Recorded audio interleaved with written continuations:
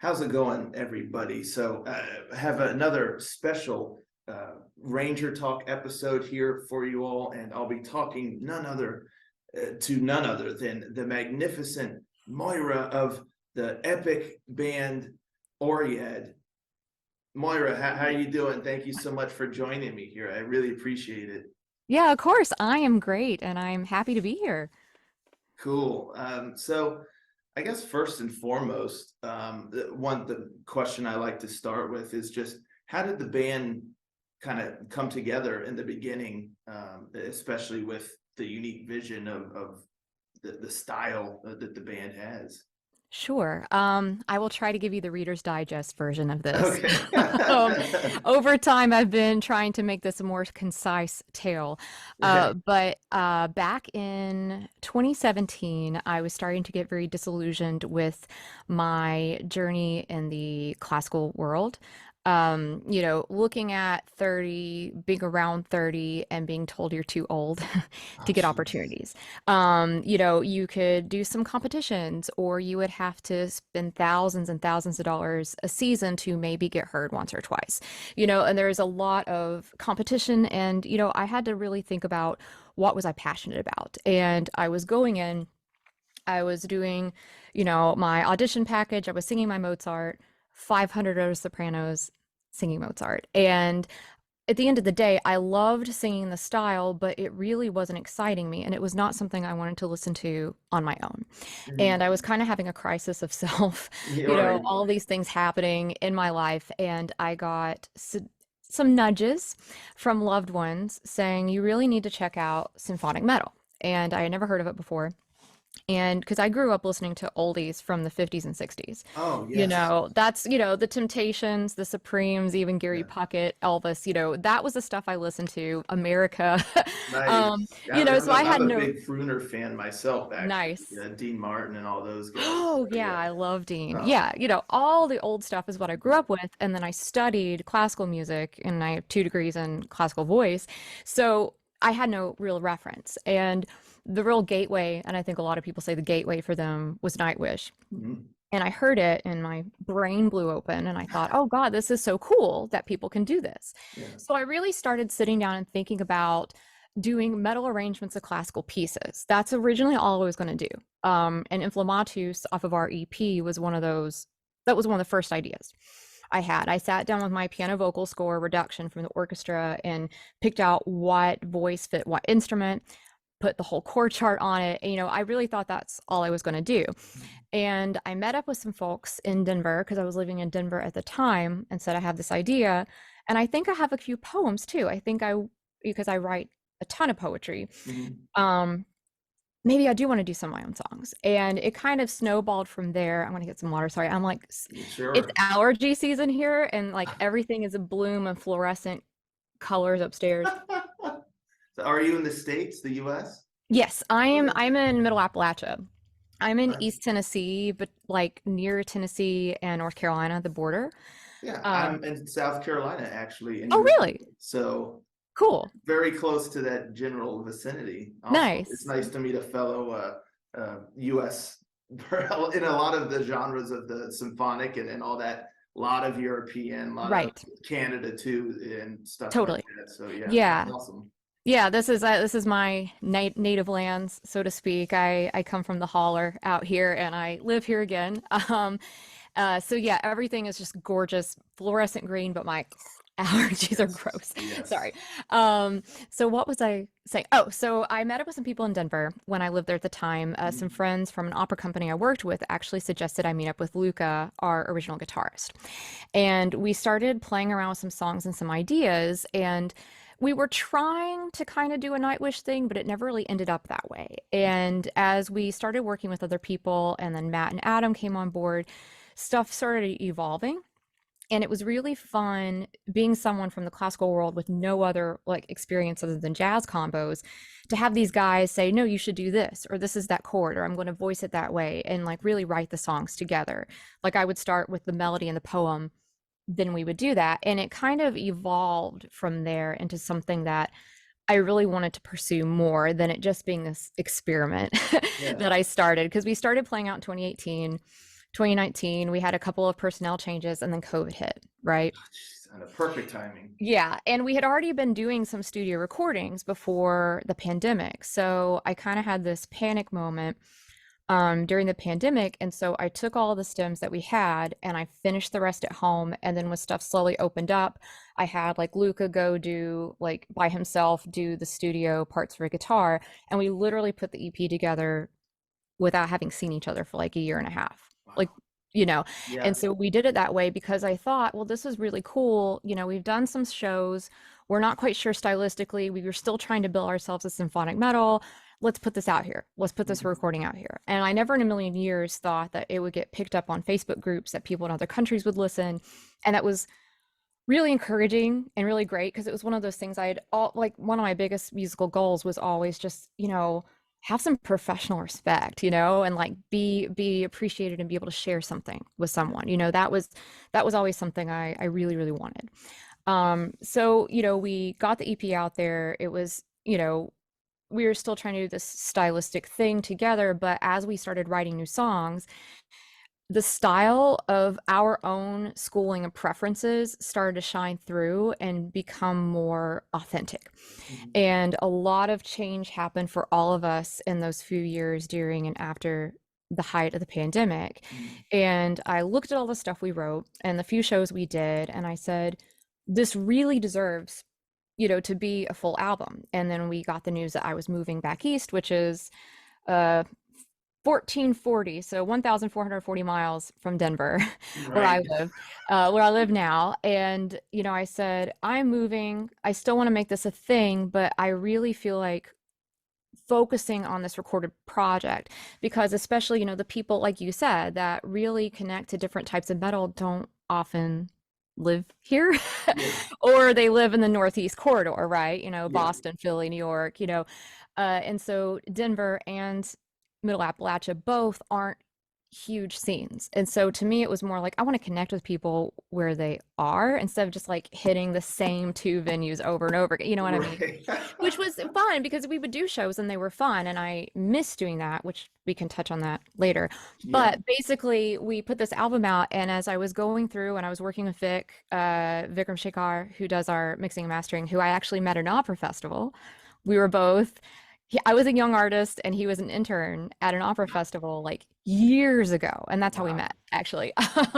Because we would play Cole Porter together at like brunches and nursing homes for the outreach Oh, program. how cool. Yeah. Yeah, yeah. So I reconnected with him through all this and said, hey, you're in the same thing I am. Oh, hey, I see you do mixing and mastering.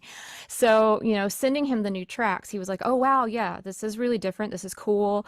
We talked about ways to add some more soundscapes to put things together in this cohesive whole that I wanted. And then what were we going to call this genre, right? So being able to have him on our team has been really, really great, really awesome.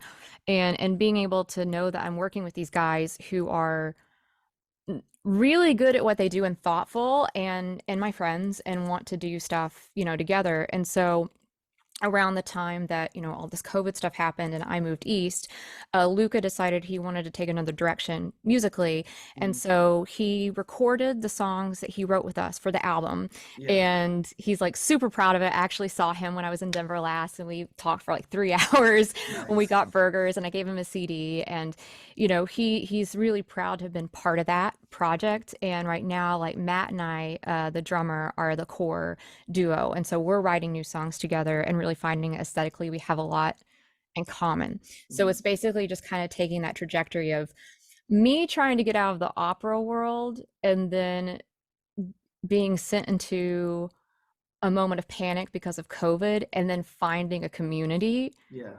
after all of it. That's kind of been the journey, which is cool, you Yeah, know? no, that's super, super cool. And it's interesting that you touched on your vocal history and past because I was going to ask you about that because of your vocal style in the songs.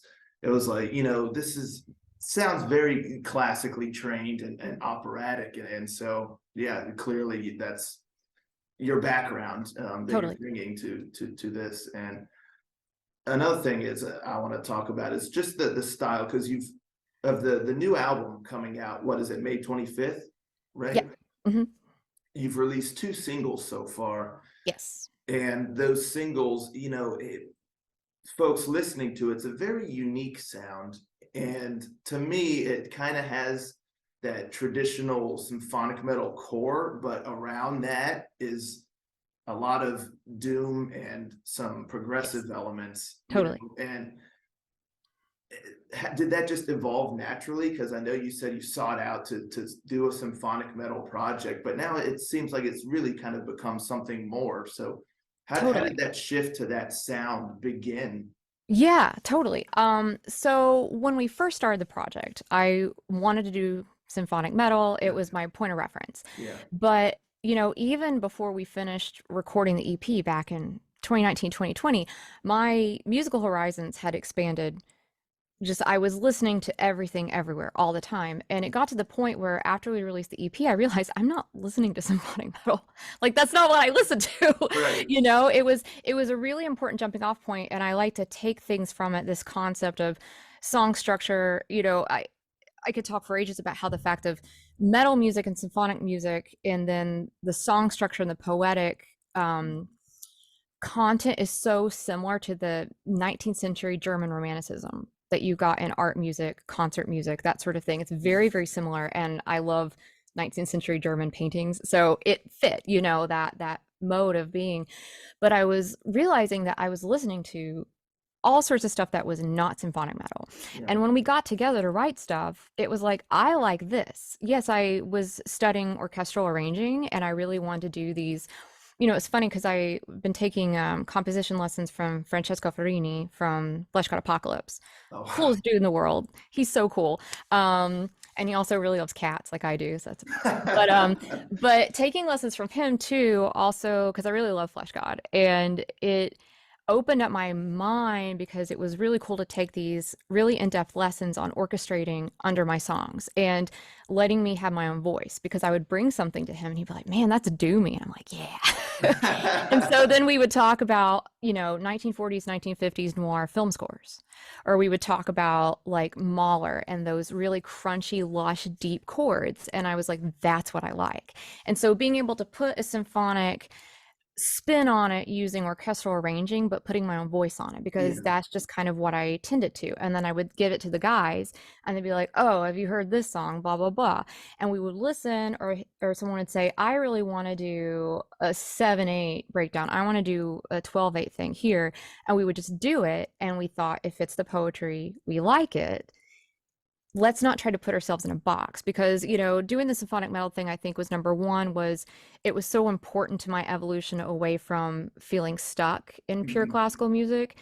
But also I was I was thinking in terms of a marketer, and I was like, well, I was trying so hard to market myself a certain way, but then I was like, well, if it's not being authentic, it's not authentic. And if it's not who I want to be, and if it's in a flooded market, then why keep banging my head against the wall, You're not right? fulfilled. Yeah, yeah. Right, exactly. So it's like, let's just let the songs be what they are, and then have other people like Vic outside of us listen and see if they agree with these monikers. So we came up with progressive doom opera.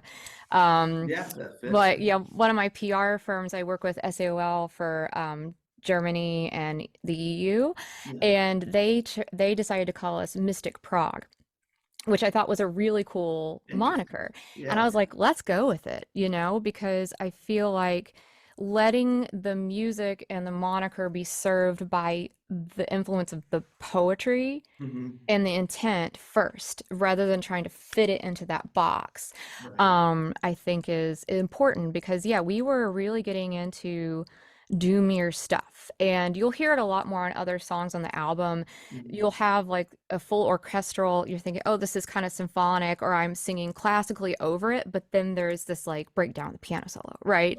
Right. Or we just did really heavy low riffs because we were like, this works, this is what we're feeling, right? So it's been fun to be able to mix all of those influences, and really, really dig into it a little more deeply. And also on the album, I sing in a lot of different vocal styles too. I really wanted to branch out, kind of get back to my roots, some gospel jazzy Wow. influence, some more like legit pop versus the operatic. Like doing some different things vocally instead of always singing like, oh, I'm bel canto, right? Um, because I've spent so, and I still do have some gigs, throughout the year singing classically in my other life. Sure. I travel around and do that. I just got back from Denver. I had a couple of gigs, and then I go back in October to do another orchestral gig. Wow. I do a lot of just concert work, singing Mhm. with orchestras now Sure. because I can choose the rep I want, if they Right. approach me, which is great. Um, I lost my train of thought. What was I saying? The classical stuff, Oh yeah, being able to, that's what I'm trained in. That's what my work is in, is Yeah. singing bel canto classically. And I love how it intersects with the heavier music. I mean, obviously that's why it became such a big thing because the combination is really great. Mhm. But that doesn't mean I always have to do it. And it's been a big vocal challenge for me to go back and be like, okay, I'm really going to practice my belting for the next 4 months, and I'm going to do that, or I'm going to go back to my like church music roots and this song's going to be gospely, right? Yeah. Being able to mix those things in is a lot of fun, and just being able to say, you know what, we're not we're not beholden to anybody to do this, so let's just do it. That's Right. awesome. Yeah, no, that's awesome. That's a really cool way to approach it because these days, a lot of times folks or even bands or what have you get so caught up in what genre or like what like you said, like being fitting into a box and saying, hey, this is what we're supposed to be if we're going to be this style or whatever. Whereas you're just writing what you feel and Yeah. just going with that, and who cares what we're going to be called or classified as. If this is Right. the music that we want to do, then that's just Totally. the way it is. And there's something to be said for that, and so that's Totally. really really cool. And I think that even just based off of the two, because I've not heard the EP, but just based off the two singles for this upcoming album, I think one kind of can gather that you all are just doing what you want to do. And Totally. the songs, it's cool because they just kind of, they have a flow, they just kind of play out, there's no specific, a lot of things, there's songs that just check all the boxes of like structure or this or that or what, but the songs just kind of have a natural evolution all the way through, and that's just really fascinating. Great. Thank um, you. I'm glad you had that experience with it. yeah, yeah, Yeah. no, of course. And yeah, another thing that I really enjoyed, especially I think most notable on Eve, that Mhm. was the second single, right? Mhm. Um, there's this contrast because the music is so heavy and kind of dark, Mhm. but then your voice is lighter. There's that Yeah. contrast between the Totally. light and the dark, and it just really creates a neat dynamic. And is that done purposefully or? Yeah, totally. Yeah. Thank you for picking up on it. Yeah, I really wanted to play with, especially with the songs like Even Lilith on the album that play with these female characters that are so well known in the mythological canon, Yeah, and they have so many values placed on them and so many connotations, right? yeah, What these names automatically trigger like a moral emotional response in us. I yeah, wanted to toy with that and really subvert people's expectations to think about, what does this person, like Eve in particular, like femininity, what does this represent, and what does letting her speak herself instead of being vilified, what does that look like? mhm, And so I feel like there's still a power in having her speak with this light, ethereal, super high sound and this very like feminine voice, yeah, but having that power underneath it. Like she doesn't, it doesn't mean she's dainty. You know yeah, what I mean? yeah. Yeah. Yeah, exactly. No, yeah, that's so cool, giving like kind of the different perspectives that like you said, like a person is not just this one thing. There's Right. a full range of Totally. emotions, feelings, or just what have you behind them. So that's really, really cool. And you said you play with your voice a lot Hmm. throughout the whole entire album. And did you determine the way that you were going to portray or vocalize your voice on each song based off of the story being told, or just more of how you felt with the music? Or A little a column A and a little a column B. okay, I think it depends on the song, yeah, honestly. Um, because I've actually, in my other life, I've been doing a lot of research on Hildegard, the 12th century nun, composer, mystic, and really working on a project that might be brought into my Oryad life or solo life related to Oryad, with her method of vocal production and these chants that she wrote that were very mystic and esoteric, and the sort of this floaty plain chant sound. And learning her music really ingrained itself in me, and it's a different vocal production because with bel canto it's like the constant spin and vibrato all the time, and mhm, that really ancient chant is this very like pure straight floating sound. yeah, And it reminds me a lot of, if you know the singer Ivor, Faroese singer. She worked on the score for The Last Kingdom. She's mhm. awesome. If you have not checked her out, I'm I haven't. obsessed with No. her. And she's often compared to Kate Bush sometimes. Okay, And her stuff, I don't even know what you call it, art pop, folk. Well, I don't know what you would call it. But she right. also has that vocal production, and looking at the kind of subject matter she touched upon and the Last Kingdom soundtrack really influenced me, and that was kind of stuck in my brain. So a couple of the songs on the new album, I actually came up with the melodies and the poetry on my hikes, and feeling like there were a couple where it was springtime.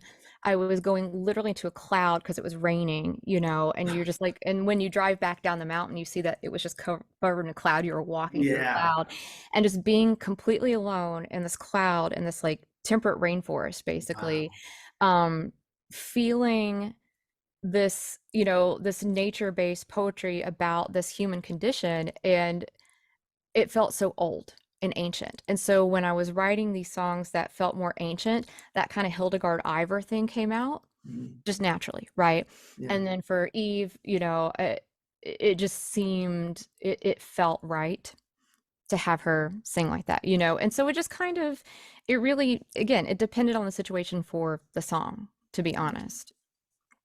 So the band name Oryad, what does that mean? Well, I'm glad you asked. So the Oryad, spelled with an E instead of a Y, they are the mountain nymphs in Greek mythology that were aligned with the goddess Diana. Mhm. And so I spelled it with a Y instead, just for pronunciation purposes for American audiences, instead of saying Oread, Yeah. Oryad. And plus the Yeah. design looked cool with the Y, Yeah. just to make it a little different. Personalize it a bit. Yeah. Exactly.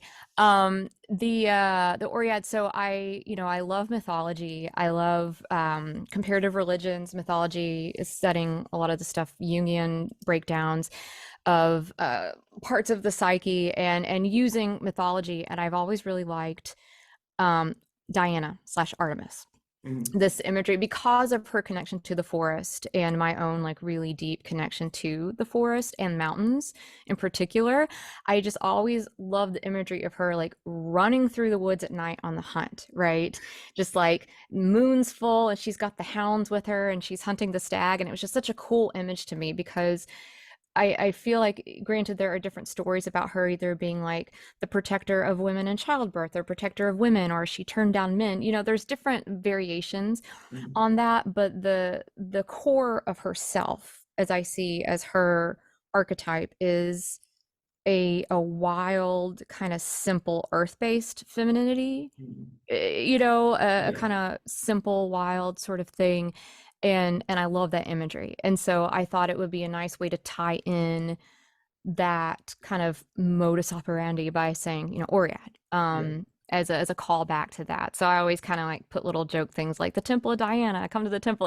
It's not because every song is about the goddess Diana. It's more the spirit underneath it is that untamed, natural, to the earth self, Yeah. you know. Cool. So, do nature and I guess mythology play a big role thematically throughout the entire album? Yes, yes, definitely. So in the album, I reference several different female mythological figures. So we have Eve, we have Lilith. I obliquely reference the three fates. Mhm. And I'm trying to think off the top of my head all of a sudden. Oh, Orpheus and Eurydice, the myth of Eurydice. So Through the Veil is a song that is a kind of obliquely mentioning Orpheus and Eurydice, but it's more talking about the fact that his inability to listen to directions and not turn back and look at her was more representative of their lack of communication in their relationship. Mhm. But it's speaking from her voice, instead of Orpheus, we always get Orpheus's voice, but not Right. hers. So speaking from her voice as well. There's a little bit of a, I wouldn't necessarily say really obvious nod to the Morrigan, but there's a slight nod to the Morrigan. So a lot of these poems, um, and subject matters are about like exploring either grief or one's place in the universe and finding your own self-actualization and Mhm. your own personal power and will and your own ability to work past other people's perceptions of you on this life journey. So it's kind of a cycle, it's a circle. All the poems begin and end with different variations of a song called The Path, which is where I reference the fates a little bit. And actually, there is an oblique mention to Milton's Satan from Paradise Lost Mhm. about pushing back and creating your own will, and how that kind of interacts with this idea of us being bound by fate, being able to push and play against that a little Yeah. bit. So this life journey, so I use all these different mythological women in the poems to discuss different parts of a life's journey and the cycle. Because you get the hero's journey and Jung all the time, and this one's a little different. There is no going and adventuring, slaying the beast, and returning home, like which is the typical hero's Right. journey. It's more of a circular path that ends up where it is, but it's not necessarily called home. Does that make sense? Yeah. Yeah. And so that's kind of, I didn't want to just make it, me, a person, I'm doing this thing. It felt more universal to put it through the eyes of that mythological figure. Yeah. That's just fascinating to hear, the real true depth behind the band and the music and the album, with all of your experiences through art, poetry, music, classical training, and combining all of these things that you enjoy into this one project is just really, really cool. And Thanks. how does that feel? I feel like it's a very personal project for you. And so putting these songs out there and the album out there, does that make you a little nervous, or do you feel like you're really kind of putting yourself out there with this? Or is You it know, just, yeah. it's funny. It does not make me that nervous, ironically. I'm a very introverted person.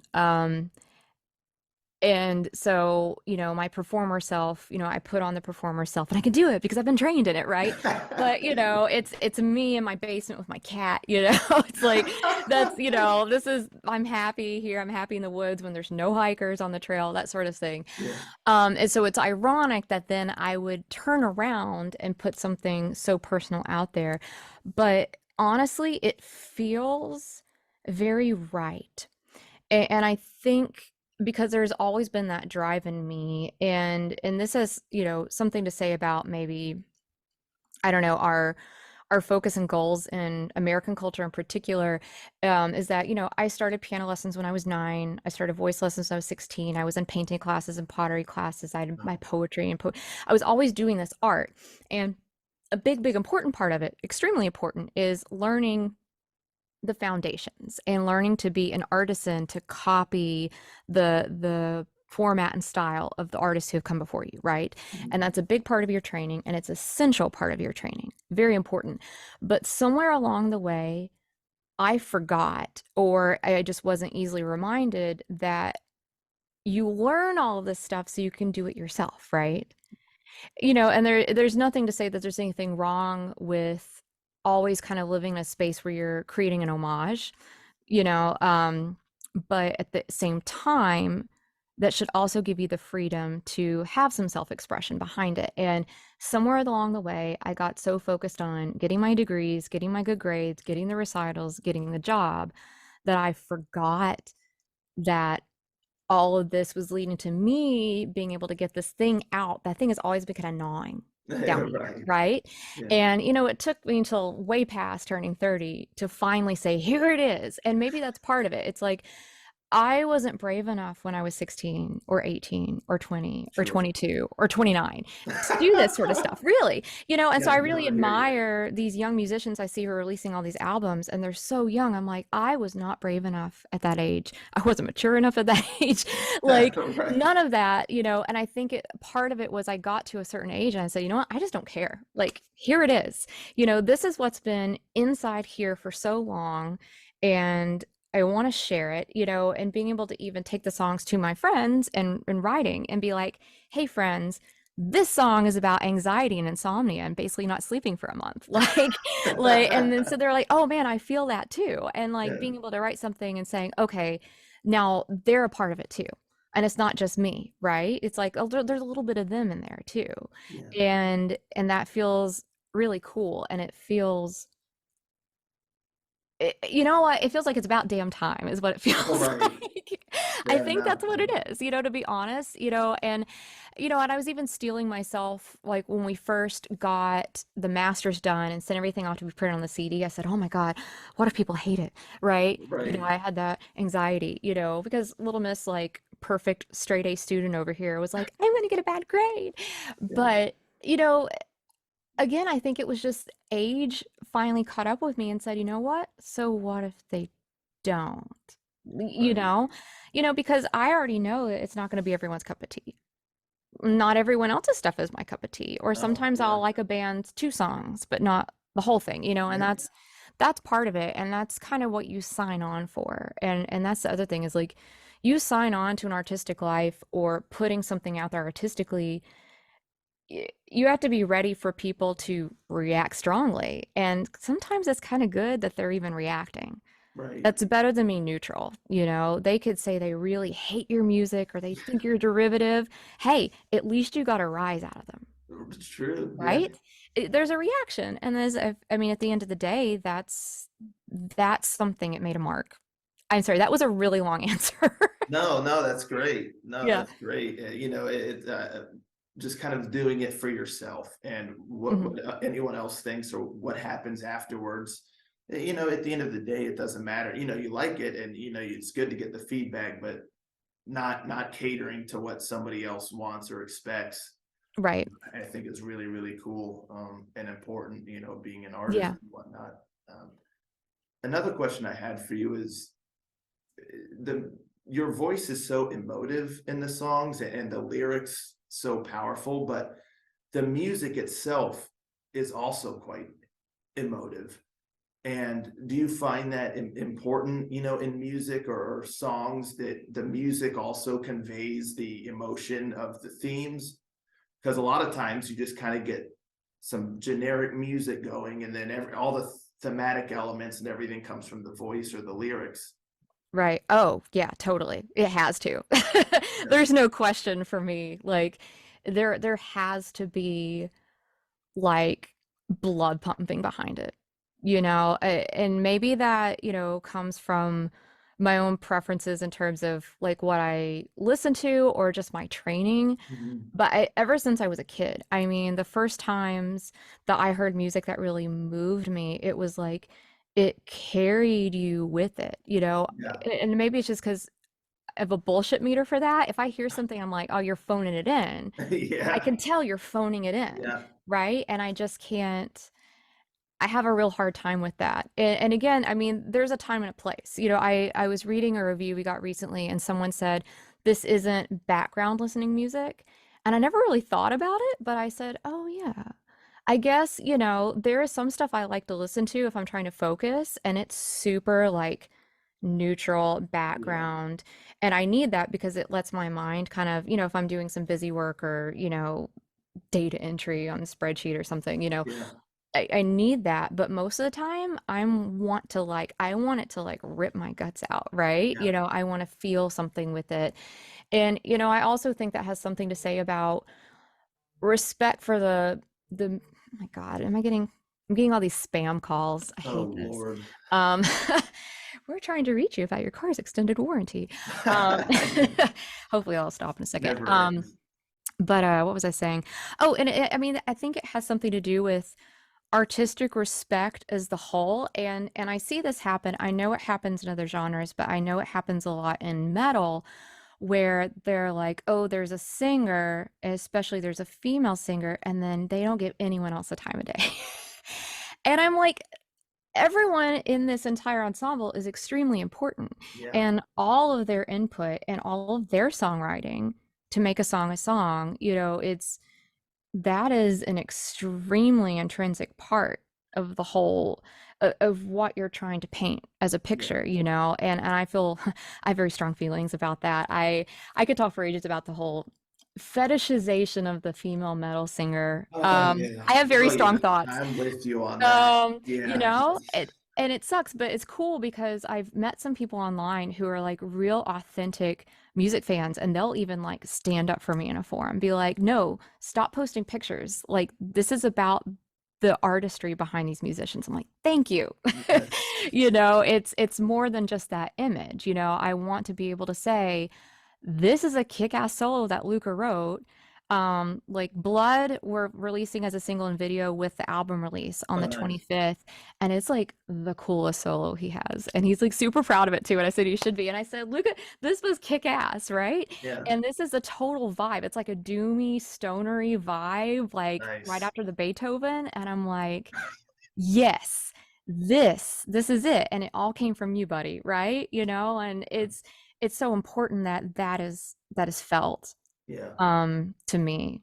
But then again, I'm like, yeah, I don't want to necessarily be sitting in the dentist office and hear it. you Yeah. know like there's a time and a place, because music is auxiliary to us all the time in modern society, all Yep. the time, everywhere. You can't even pump gas without them playing No. something at you on the little screen. Yeah. um and so it depends. Like, if I it's just my preference, it's what I like to make, and I think I would have a hard time making something that wasn't overwrought emotionally in some way. It just happens. So Yeah. dramatic. No, it's so funny that you talk about that because yeah, I listen to countless albums like every day while I'm sitting, in my home Sure. Yeah. office and working. And I focus on that as well as my work because of Yeah. some of these albums I'm going to review. Yeah. But so many of them just kind of pass me by. They may be great, they may Yeah. be solid, but Totally. they come and go. But then Hmm. I'll be working and an album comes on and I'll find myself for the next hour like not working anymore because I'm kind of sitting like it Yeah. demands my attention, and Yeah. so there's that different style of song where sometimes a song or an album, it demands your full attention. Yeah. Otherwise, you won't really comprehend it, Yeah. So sometimes I'll do a double take and be like, oh, I got to play this song over and focus on this song because something was Yeah. going on there. Totally. But yeah, Yeah. like you said, there's a time and a place, I guess, for background music Hmm. and music that demands further inspection and further thought. Yeah. So that's Totally. really, really cool. Yeah. And you were just saying you're so dramatic, and I was gonna mention that too, because in the music videos, I was gonna ask, do you also have kind of a background in theater or whatnot? Because you're so dramatic in the videos and your movements, and you look like you know what you're doing, and you look like you look like you're having fun. Yeah, yeah. So my main training, in vocal music is an opera. Mhm. And so that's, until I moved back into mainly doing concert work, that's what I did. Especially modern operas, avant-garde operas, working with composers on their operas. Just all the stagecraft behind it. I do love performing. Being an introvert is kind of ironic that I love performing, but it's the different part of myself. Like, It's being an able, outlet. Yeah, exactly. It's an outlet for those things. And so it's been also great to say, okay, this is my training in these things, but now I can do what I want, right? I Mhm. can do these things. This song, like Scorched Earth, I kept coming back to The Rite of Spring by Stravinsky. And so Mhm. I said, this is how it feels when I want to move to this. I want to choreograph a dance. I'm going to do it, right? This is what it needs, right? And being able to really get into it and emote it is just another way that I felt that I needed this outlet for this music. So yeah, we're planning. I'm going to have a video of some sort for every song on the album, kind of slowly coming out through the rest of the year. Wow. I was supposed to be filming another one this weekend, but I think I have some rotator cuff issue going on, so it's Oh like I can't really move my no. arm. Oh So no. that'll happen in the future, but some more choreography, some more like Appalachian specific on-site filmings to go with a couple of the songs.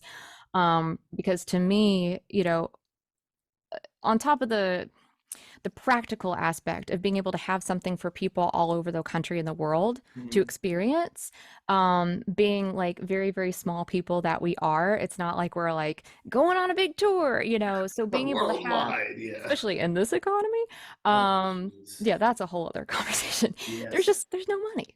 No. So instead of being able to do some sort of big tour like that, I want to like get all these videos out, this kind of Cool. dramatic, artistic, multi-disciplinary stuff to be released in order to, number one, it serves the ethos and the artistic goals we have Mhm. as a project. Like I have some really cool videos I took of Matt a couple of months ago that I'm editing to have those come out as well of his playing.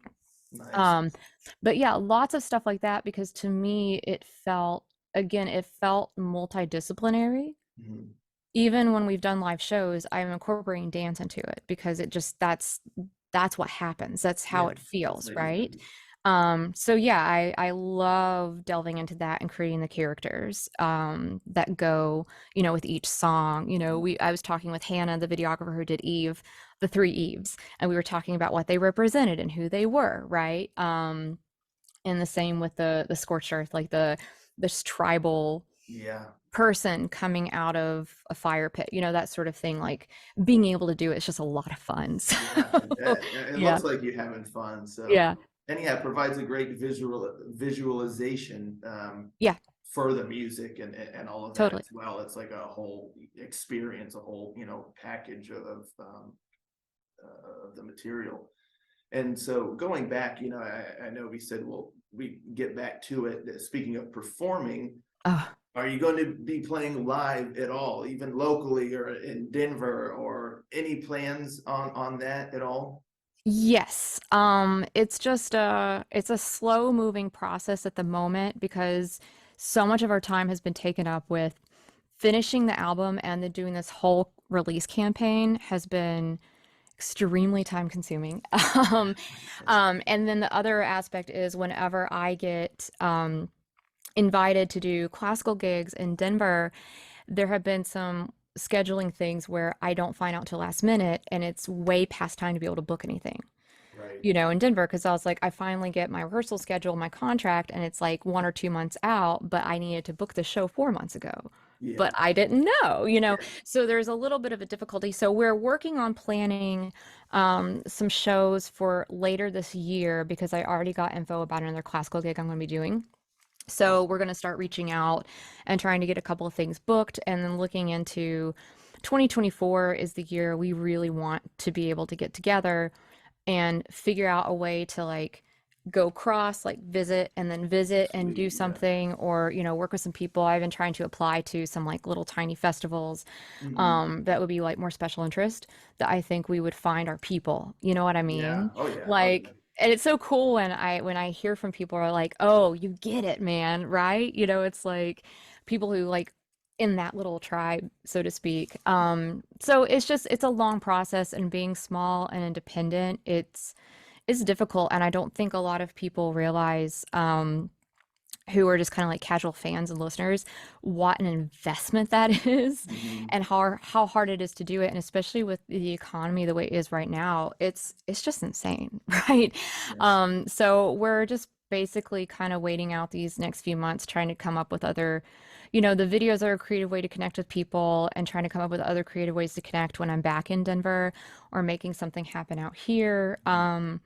It's all kind of up in the air, and we're just kind of looking for making the connections now to make 2024 more of a performance year, for lack of a better word. Yeah. It's just the it's the necessity of our situation, not that we don't ever want to perform. It's just that's life, Yeah. it happens, but that's what's so wonderful about it being 2023 is that we can do all of this that we're doing remotely with a couple of visits a year in person, Yeah. and still be able to share with folks from all over, right? Yeah.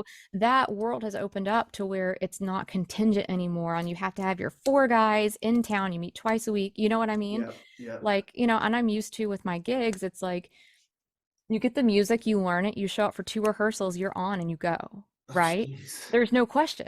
It's Wow. like I went in, I did a Beethoven piece with an orchestra a few months ago. I had the work, I learned it, I went in for two rehearsals and then the performance. That's what you Wow. do, right? You just go in That's and you know it, incredible. and being able to kind of, and Matt has the same mindset. He was like, because we eventually want to be a trio, get a guitarist. I'm kind of talking, searching around right now with some people, and then bringing other people on, as session players or live hired guns. But Yeah. this trio, it's like we work remotely, we meet together a few times a year, we know our parts, we come together. It's time to go, showtime, Yeah. right? And that's a thing we can do in this day and age, right? It's a wonderful possibility of all this technology that we have It at our is. fingertips. It's great. I can only imagine what this was like 30 years ago. It's a very different world, for what it is. So I'm thankful for that, very thankful for that. Yeah, I think there's countless bands these days that just would not exist without the ability to, do remote work. Back in the Right, day, if you're looking for a bandmate, you're slapping a piece of paper on the telephone pole saying, "Hey, guitarist wanted," or "Hey, right, here's our local gig, check it out." But now you can like blast that everywhere. You can find musicians online and they post totally. about the show or album. It's really, really crazy, just Yeah. And it's great because now people don't have to be relegated to just New York or LA, and Nashville right. being as big as it is now. You don't even have to be in Nashville. I mean, I'm half a day trip to Nashville where I live now, Yeah. but I have the luxury of like literally being on the foot of a mountain that I can go walk at Awesome. anytime I want to, right? And I have that luxury. I'm near my family, which I needed to be near my family. And I Mhm. am so blessed I can be near them and I can write stuff, right? And then I can, so it's I don't have to be in that city anymore. There is the downside of like not having like 10 places to choose from to play. Right. We've got a few metal bars around here, but it's not a huge scene, which is also kind of cool because I've like met people and bands here and gone to their shows and cheered them on, and it's awesome because it's like tiny, right? Nice, yeah. But there's the give and take with those things. So we're just really thankful that everything's worked out so far. Yeah, that's awesome. Yeah, like in the Tennessee, North Carolina, South Carolina region, I think most bars you go into and say, "Hey, I got a band, can I play?" And they'll be like, "Y'all play country?" And it's like, "No, not Yeah, country. It's not." So right. it's Yeah, it's not gonna work out. I a don't lot of think. country, and out here this whole area has been getting so bougie that there's a lot of just kind of like the hipstery stuff is Yeah. really big, especially because we're not too far from Asheville, and Yeah, oh yeah. it's that sort of thing, Very right? And artsy, yeah. it's cool because I'll go to a lot of those shows too, but there's not really a place, unless you're, because like I saw Leprous come through Asheville and it was Mhm. awesome. It was like the Nice. best thing ever. But of course, it's Leprous. They're playing like the big venue, right? Yeah, It's yeah. Yeah. It's like we'd love to play that venue with you. Yeah. High Or go down honor. to Atlanta or Charlotte, North Carolina, there's Right. some big stuff through there too, but Yeah, exactly. You take a trip to Charlotte. Oh, we saw Soen in Charlotte and Oceans of Slumber when they were doing the acoustic oh opening wow. for them. Oh, it was beautiful, by the way. Saw Nice. them, saw Lepers in Asheville, saw Flesh God in Greensboro. Oh Gonna see yeah. Stevie Nicks in Knoxville next week, which is awesome. Nice. But in terms of like the smaller kind of mid-size to tiny band, support, it's a little hard. I know there's a community, and well, actually, ironically, there's a big stoner metal community here. Oh, is there? And I'm not surprised because there's a crossover with the whole Leonard Skinner Southern rock, Gotcha. stoner rock Gotcha. vibe. You just put a little more fuzz on that, and you Yeah, got you guys might stoner be able to slide metal. into that a little bit and Exactly. yeah. So there's a vibe. There's definitely kind of we call them the alternatives, if you've heard this term before. No. Um, yeah, the alternatives. It's kind of a new burgeoning little scene in this whole region, I think, of folks doing some interesting things that aren't necessarily Cool. country, that aren't necessarily, Yeah. A little bit that. more experimental and just, Yeah, trying yeah. to, yeah, It's out there. You innovate. just have to look for it.